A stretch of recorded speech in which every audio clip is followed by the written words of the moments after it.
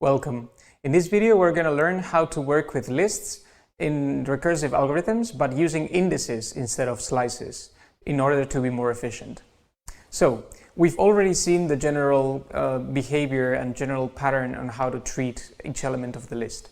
But now, instead of using slices, let's have two positional parameters, so the beginning and the end of our analysis. And let's say we want to analyze one element per iteration. So we're going to analyze the first element we are interested in, and then every time we make a recursive call, we're going to add 1 to that parameter. Then when that index goes past the end that we want to traverse, then we handle the empty list, because we're treating these parameters as the two positions in which our analysis begins and ends. Once these two match, then they become we have to treat an empty list, and that's it. Of course, because we have added two parameters to our method, the user may not know how to handle these two parameters and which values to give them. So we have to write a new method so that the user can use it easily.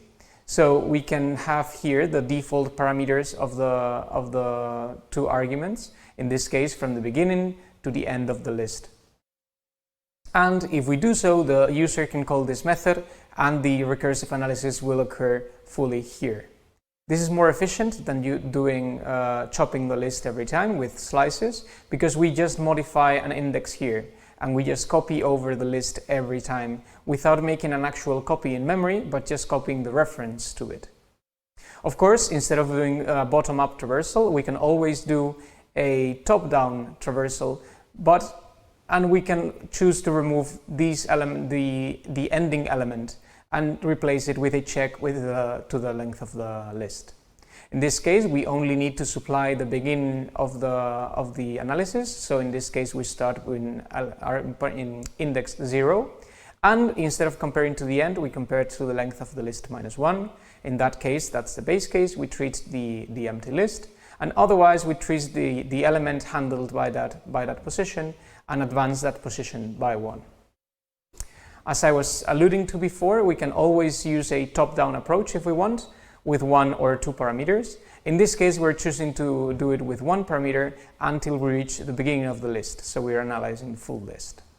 In that case, we would analyze the empty case or the base case, and otherwise we would analyze the end parameter, the position represented by the end parameter, and then subtract 1 to it for the recursive call, such that we analyze the previous one and the previous one and the previous one, and so on and so forth. The initial call, of course, needs to start with the last element of the list, such that all elements are analyzed in the list. And that's all. I'll see you on the next video.